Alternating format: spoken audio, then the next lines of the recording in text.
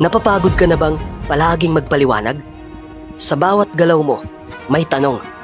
Sa bawat desisyon mo, may kumukwestiyon. Pero alam mo ba, ayon sa psychology, may mga bagay na hindi mo kailanman kailangang ipaliwanag sa kahit sino. Bakit? Dahil hindi mo obligasyon na maintindihan ka ng lahat, lalo na ng mga taong wala naman sa posisyon para husgahan ka. Sa video na ito, pag-uusapan natin ang 10 bagay na hindi mo kailangang ipaliwanag sa ibang tao at bakit ang mga taong tunay na matatag ay tahimik na lang sa halip na ipilit ang sarili. Kung ikaw ay sawang-sawa ng ma-misunderstand, this is for you. Number 1, hindi mo kailangang ipaliwanag ang halaga mo sa ibang tao. Isa ito sa mga pinakamahalagang aral na dapat matutunan ng isang tao, na ang sarili mong halaga ay hindi kailanman nakabase sa tingin ng iba. Mula pagkabata, madalas tayong tinuturuan na kailangan nating mapahanga. Kailangan nating patunayan ang sarili natin para mahalin, para pahalagahan o tanggapin. Sa eskwelahan, sa trabaho, sa pamilya, sa social media, parang palaging may invisible scoreboard na dapat nating habulin. Pero sa totoo lang, ang ganitong pag-iisip ay pagod at pagkabigo ang dulot. Sa mundo na mabilis maghusga at may opinyon sa lahat ng bagay, madaling mahulog sa bitag ng overcompensating. Yung laging may kailangang patunayan, laging may kailangang ipakita. Pero habang ginagawa mo yan, unti-unting nauubos ang sarili mong kapayapaan. Unti-unting nabubura ang tunay mong pagkatao dahil palagi mong inuuna kung ano ang gusto nilang makita kaysa kung sino ka talaga. Ayon sa psychology, ang pagnanais na patunayan ang sarili ay madalas nagmumula sa takot. Takot na hindi sapat. Takot na maiiwan. Takot na hindi mahalin. Pero ang problema, kahit anong effort ang ibuhos mo, hindi mo kontrolado kung paano ka tatanggapin ng iba. May mga taong hindi talaga marunong tumanggap kahit anong gawin mo. May mga taong kahit ubusin mo ang sarili mo sa pagpapakita ng kabutihan, hindi ka pa rin nila makikita ng buo dahil hindi talaga ikaw ang problema, kundi ang limitasyon ng pananaw nila. Ang tunay na halaga ng isang tao ay hindi kailanman nasusukat sa papuri, sa likes, sa degree, sa titulo o sa kung anong sabi ng iba. Ang halaga mo ay likas, hindi kailangang patunayan. Kapag alam mo na may saysay ka, kahit hindi nila makita, kahit hindi nila purihin, hindi ka natitinag. At yun ang tunay na lakas, yung tahimik pero buo. Hindi maingay pero matatag. Hindi palaging palaban pero hindi nagpapakain sa pressure ng validation. Ang kalayaan ay nagsisimula sa pagtanggap na hindi mo kailangang patunayan ang sarili mo para maging karapat-dapat. Kapag pinili mong bitawan ang pangangailangang patunayan ang sarili, doon mo mararanasan ang totoo at malalim na uri ng kalayaan. Yung hindi nakatali sa opinyon ng iba, yung hindi umaasa sa palakpak, yung hindi takot mawala ang atensyon ng mundo. Dahil sa dulo, ang mahalaga ay hindi kung nakita ka nila, kundi kung nakita mo ang sarili mong halaga at tinanggap mo ito, buo at walang pag-aalinlangan. Number 2, hindi mo kailangang ipaliwanag ang mga desisyon mo sa buhay. May mga desisyon sa buhay na hindi kayang maintindihan ng iba. Hindi dahil mali, kundi dahil hindi nila nararanasan ang mga pinagdaraanan mo. Lahat tayo ay may kanya-kanyang kwento, may kanya-kanyang pananaw at pinag-ugatang karanasan. Ang bawat hakbang na ginagawa mo ay bunga ng mga bagay na ikaw lang ang nakakaalam. Ikaw lang ang nakakaalam ng mga gabing hindi ka makatulog. Mga dasal na walang kasiguraduhan kung may sagot. Mga tanong na araw-araw mong iniikot sa isipan mo. Kaya kapag may nagsabing, bakit ganyan ang pinili mo? Ang totoo, ang tanong na yon ay hindi para sa kanila, kundi para sa'yo. At ang sagot ay hindi kailangang marinig ng iba.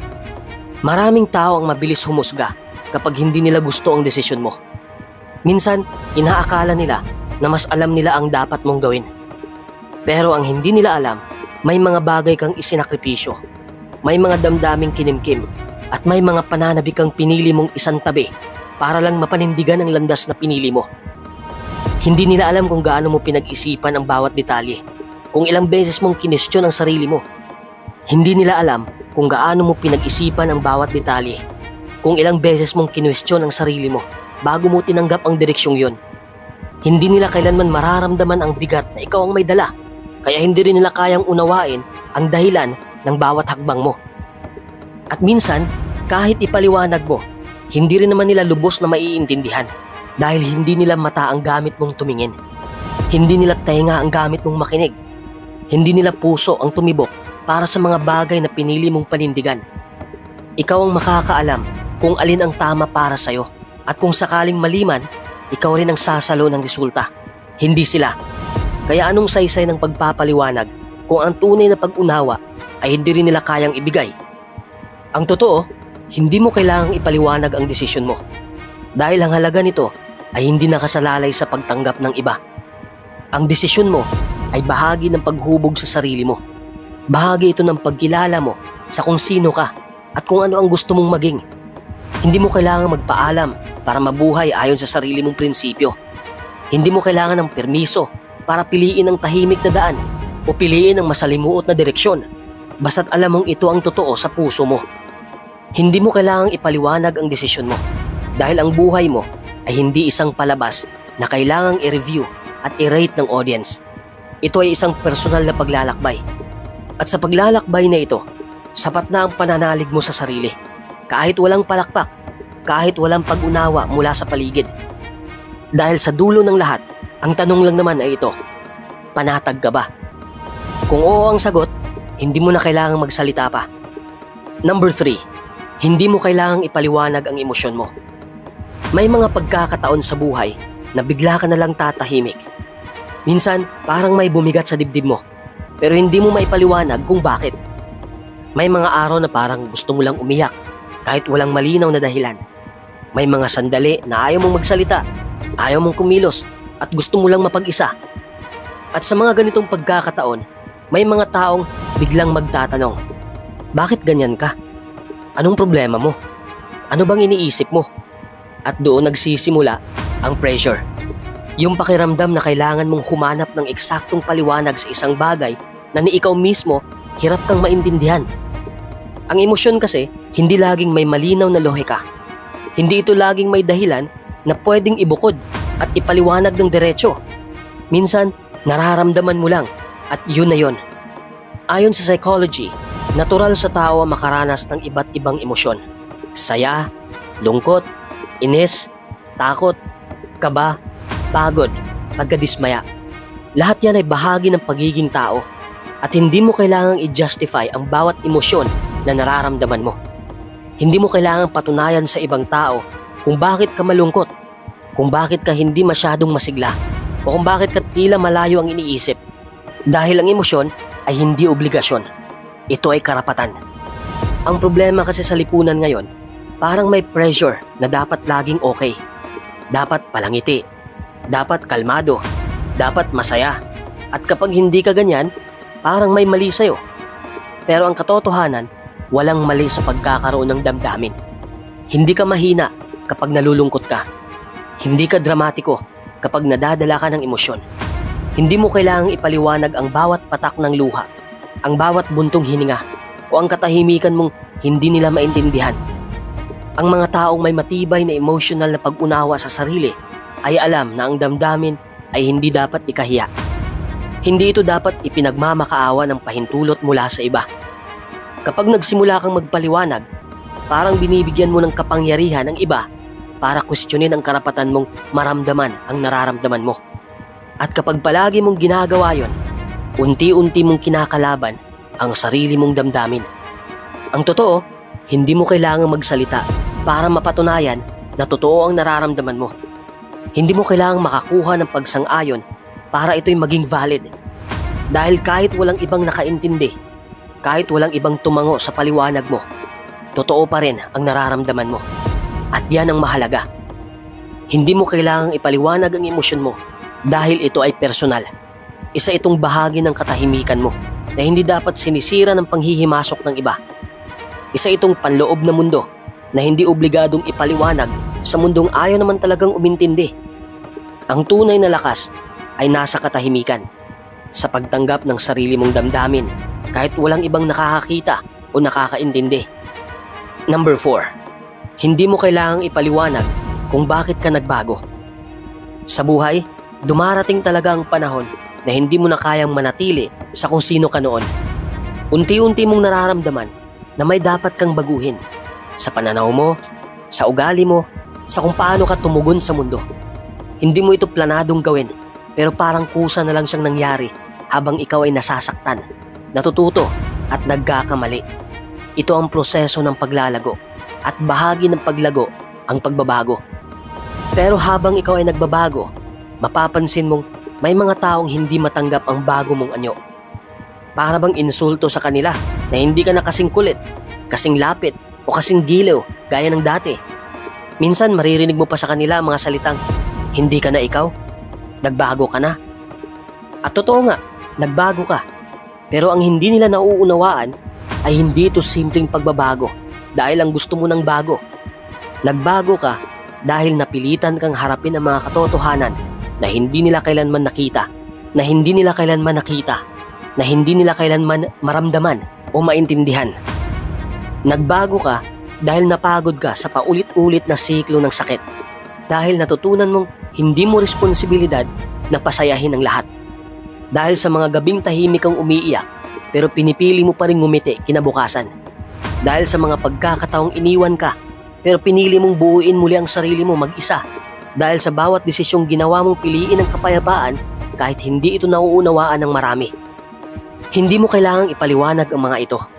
Dahil ang mga tunay na pagbabago ay hindi nagaganap para ipakita o ipagyabang.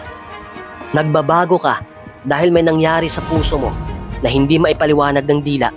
May mga sugat kang piniling gamutin kaysa ipamukha sa mundo. May mga leksyong napagdaanan na hindi kailangang i-broadcast para lang paniwalaan.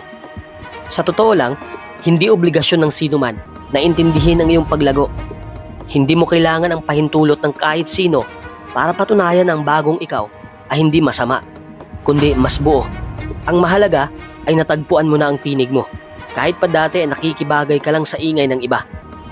Ang pagbabago ay hindi palaging maganda sa paningin ng mga nakasanayan mo. Pero hindi mo kailangang magpaliwanag dahil sa dulo, ikaw ang may bitbit ng lahat ng pinagdaanan mo.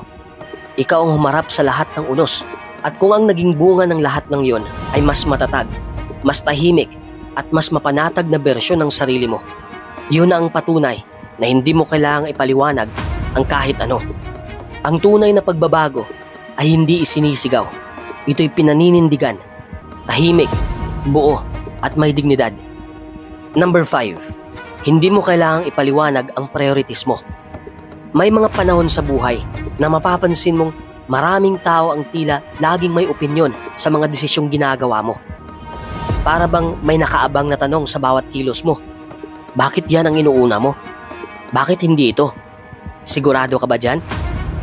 At habang lumalalim ang iyong personal na paglalakbay, mas lalo mong mauunawaan na hindi lahat ng tao ay makakaintindi sa mga pinipili mong unahin. Ang priorities mo ay bunga ng mga karanasang ikaw lang ang lubos na nakakaalam. Bawat bagay na inuuna mo ay may dahilan. Dahilan na minsan mahirap ipaliwanag. At sa totoo lang, hindi mo rin naman obligasyon na ipaunawa. Hindi nila alam ang hirap na dinaanan mo. Hindi nila naramdaman ang bigat ng mga desisyong kailangan mong harapin. Hindi nila alam kung gaano kahalaga sa'yo ang mga pinipili mong paglaanan ng oras, enerhiya at puso. May mga taong magtatanong, manghuhusga at pilit kang ilalagay sa panukat ng sarili nilang pananaw. Kapag hindi pasok sa pamantayan nila ang lifestyle mo, ang mga plano mo o ang mga galaw mo, iisipin nilang may mali sa'yo.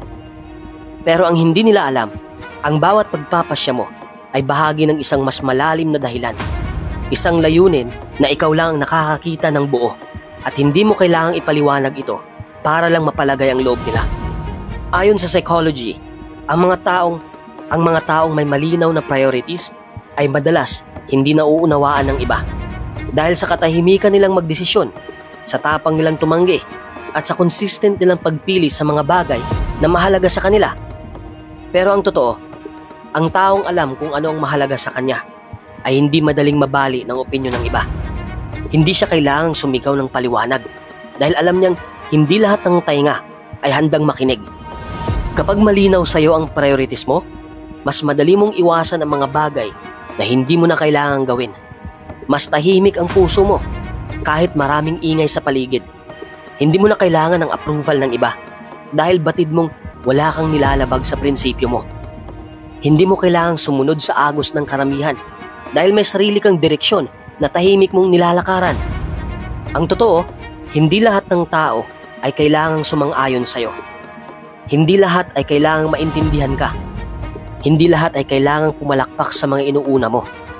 Dahil sa dulo, ang magdadala ng resulta ng mga pinili mong unahin ay ikaw rin. At kapag dumating ang oras ng pag-ani, hindi rin sila mag-aani ng bunga ng iyong disiplina, sakripisyo at paninindigan. Kaya kung ikaw ay may malalim na dahilan sa mga inuuna mo sa buhay, hawakan mo ito ng buo at huwag mo itong ikahiya. Hindi mo kailangang ipaliwanag ang priorities mo. Ang tunay na may direksyon, tahimik lang lumalakad.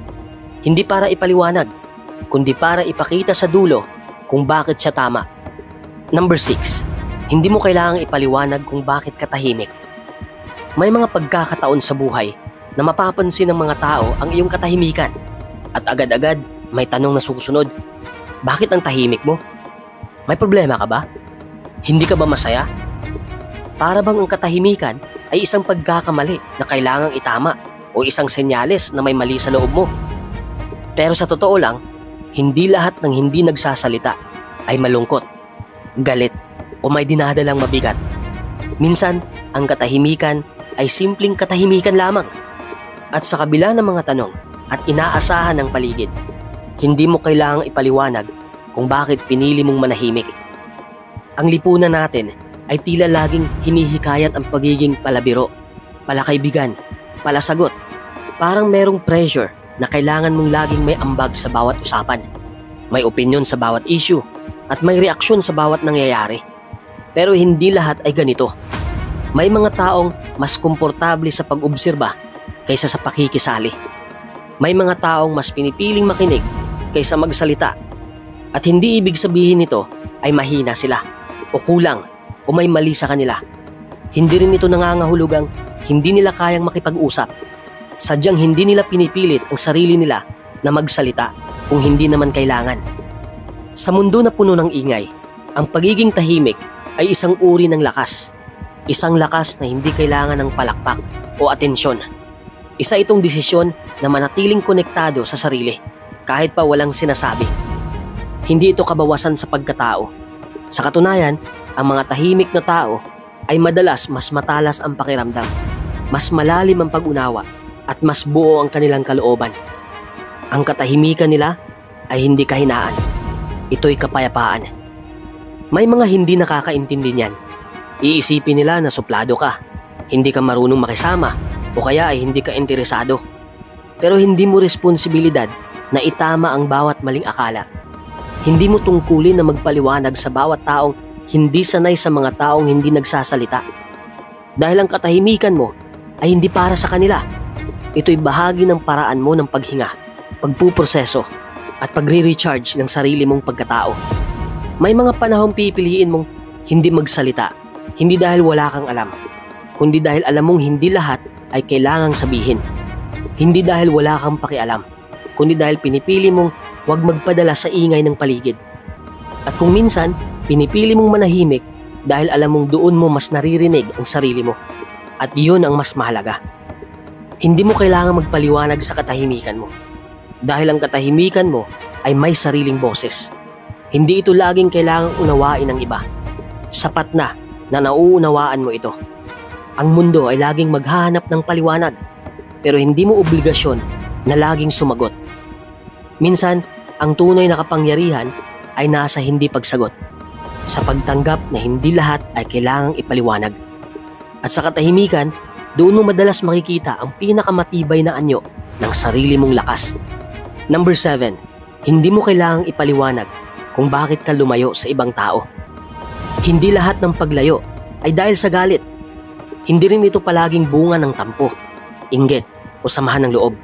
Minsan, ang paglayo ay isang tahimik na desisyong ginawa sa gitna ng maraming gabi ng pag-iisip. Isang desisyong pinili hindi dahil gusto mong sirain ang koneksyon, kundi dahil gusto mong protektahan ang sarili mo, ang katahimikan mo, ang emosyon mo, ang pagkatao mo. Madalas hindi naiintindihan ng iba kung bakit bigla kang nanahimik, kung bakit bigla kang umiwas o hindi na kagaya ng dati. Minsan pa nga, ikaw pa ang lumalabas na masama. Ikaw ang pinagtuturuan. Pero ang hindi nila alam, bago mo piniling lumayo, ilang beses mong tiniis ang sakit. Ilang beses mong pinagbigyan, pinatawad, pinalampas. Ilang beses mong sinubukang ipaglaban ng koneksyon kahit ikaw na lang ang kumakapit. Hindi madaling lumayo. Hindi madali ang bitawan ng mga taong minsang naging mahalaga, naging sandalan o naging bahagi ng mundo mo. Pero darating talaga ang punto na mapagtatanto mong hindi mo na obligasyon ang manatili sa mga lugar o relasyon na unti-unting sumisira sa'yo. Dahil habang pinipilit mong manatili, unti-unti ka ring nauubos. Sa mundo kung saan lahat ay gustong ipaliwanag, gustong linawin, at gustong i-justify ang bawat galaw, nakakapagod na rin minsan ang kailangan pang ipaliwanag kung bakit mo pinili ang kapayapaan kaysa gulo. Bakit mo piniling manahimik kaysa makipag-away? Bakit mo piniling lumayo kaysa patuloy na masaktan? Pero ang totoo, hindi mo kailangang magsalita para ipagtanggol ang sarili mo. Dahil minsan, ang katahimikan mo na ang nagsasabi ng lahat. Hindi mo kailangan ng permiso para lumayo. Hindi mo kailangan ng validation para piliin ang sarili mo. At lalong hindi mo kailangang humingi ng tawad sa desisyong ginawa mo para sa sariling ikabubuti. Ang paglayo mo ay hindi palaging nangangahulugang ayaw mo na. Ito'y simpleng pagyakap sa katotohanang hindi na nakabubuti ang manatili. Ang paglalakad palayo ay hindi kabiguan. Isa itong uri ng katapangan. Katapangan na piliing iwan ang pamilyar na sakit para bigyang daan ang bagong yugto ng sarili mong katahimikan. At sa kabila ng mga bulong, puna at tanong, piliin mong manahimik. Dahil kung alam mo sa sarili mong ginawa mo ang tama, hindi mo kailangang ipaliwanag kahit kanino. Ang tunay na kapayapaan ay hindi matatagpuan sa paliwanag. Matatagpuan ito sa tahimik pero matatag na desisyong alagaan ang sarili. Kahit pa ang kabayaran ay ang paglayo mula sa mga taong minsang naging mahalaga. Number 8. Hindi mo kailangang ipaliwanag ang paniniwala mo. Sa mundong puno ng opinyon, puno ng tanong at argumento, madalas tayong naiipit sa mga pagkakataong para bang kailangan nating ipaliwanag ang sarili nating paniniwala. Kung bakit tayo naniniwala sa ganito, kung bakit hindi tayo sumasang-ayon sa ganyan, o kung bakit mas pinipili nating tumahimik sa ilang mga issue. Pero sa totoo lang, hindi mo kailangang ipaliwanag ang paniniwala mo sa kahit kanino. Ang paniniwala ay bunga ng mahaba at personal na proseso. Hindi ito basta-basta nabuo sa isang gabi. Ito ay resulta ng mga karanasan, paghihirap, pagdududa, pananalangin, pag-aaral, at malalim na pagninilay. Minsan ito rin ay bunga ng tahimik na pakikipagbuno sa sarili. Kaya't ang paniniwalang hawak mo ngayon, kahit hindi maintindihan ng iba, ay may ugat na malalim at masalimuot. At hindi ito madaling maipaliwanag sa paraang mauunawaan agad ng iba. May mga taong pipilitin kang magsalita. Hihimayin nila ang mga paniniwala mo para lang hanapan ng butas. May mga tao ring handang makinig, pero ang totoo, hindi naman talaga sila interesado sa pag-unawa. Gusto lang nilang ipilit ang kanila. Kaya ang pagtatanggol sa paniniwala mo sa ganitong mga tao ay parang pakikipagtalo sa bagyo. Walang direksyon, puro ingay at walang patutunguhan. Sa larangan ng psychology, tinuturo na ang ating mga paniniwala ay bahagi ng ating identity. Kapag pinilit mo itong ipaliwanag sa mga taong hindi naman bukas ang puso't isipan, para mo na ring ibinababa ang dangal ng mga pinanghahawakan mo.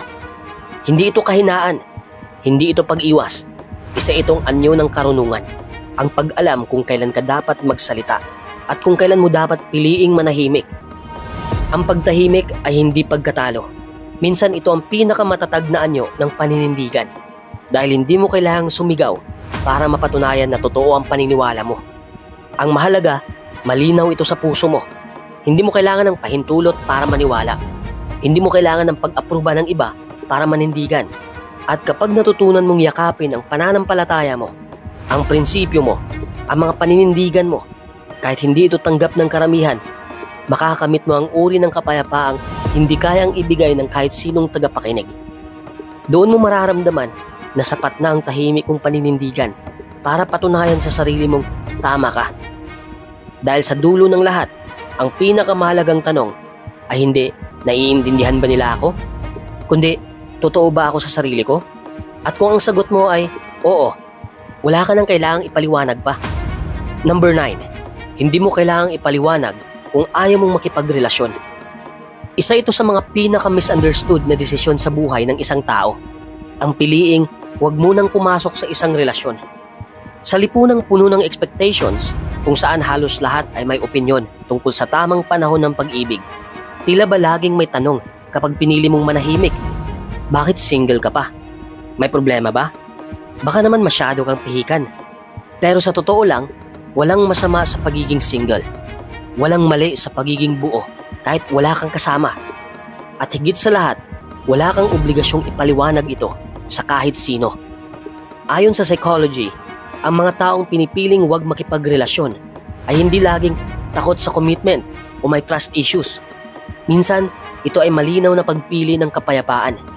Isang desisyon na may lalim. Isang uri ng self-respect na nagsasabing, hindi ko kailangan ng kahit sino para lang masabing kumpleto ako. At yun ay isang level ng maturity na hindi madaling maabot. Kapag ayaw mong makipagrelasyon, hindi ibig sabihin na galit ka sa pag-ibig. Hindi rin ito nangangahulugang hindi ka marunong magmahal. Sa halip, maaaring natutunan mo ng mahalin ang sarili mo ng sapat para hindi ka basta-basta magpakulong sa relasyong hindi ka pahanda o hindi mo naman talaga gusto. Ibig sabihin nito'y pinapahalagahan mo ang emosyon mo, ang oras mo at ang direksyon ng buhay mo. Hindi mo pinipilit ang sarili mong sumabay sa agos ng iba dahil may sariling ritmo ang puso mo. Sa panahong halos lahat ay nagmamadaling maghanap ng forever, ikaw ay tahimik na pinipiling maghintay. O hindi kaya pinipiling huwag humanap. At alam mo bang hindi yan kahinaan? Hindi yan kakulangan. Sa kabaligtaran, yan ay tanda ng malalim na pagkaunawa sa sarili. Dahil hindi lahat ng katahimikan ay kalungkutan. Minsan ang katahimikan ay katibayan ng isang kaluluwang kontento. Ang desisyong huwag makipagrelasyon ay personal. Hindi mo kailangan itong idepensa. Hindi mo kailangan itong i-post. Hindi mo kailangan kumbinsin ang mga kaibigan mo o ang pamilya mo na masaya ka kahit mag-isa. Dahil ang kasiyahan ay hindi laging may kasamang iba. Minsan, ang pinakamalalim na kagalakan ay nakikita kapag mag-isa ka. Walang ingay, walang pressure, walang drama. At kung sakaling dumating ang pag-ibig, darating ito sa tamang panahon. Hindi mo kailangang hanapin, hindi mo kailangang habulin. Darating ito kung kailan buo ka na at hindi dahil hinahanap mo ang kabuuan sa iba. Kaya kung ayaw mong makipagrelasyon ngayon o kahit kailan, tandaan mo, hindi mo kailangang ipaliwanag ito dahil hindi lahat ng tanong ay dapat sagutin at hindi lahat ng desisyon ay para sa pangunawa ng iba. May mga bagay sa buhay na sagrado, tahimik at personal.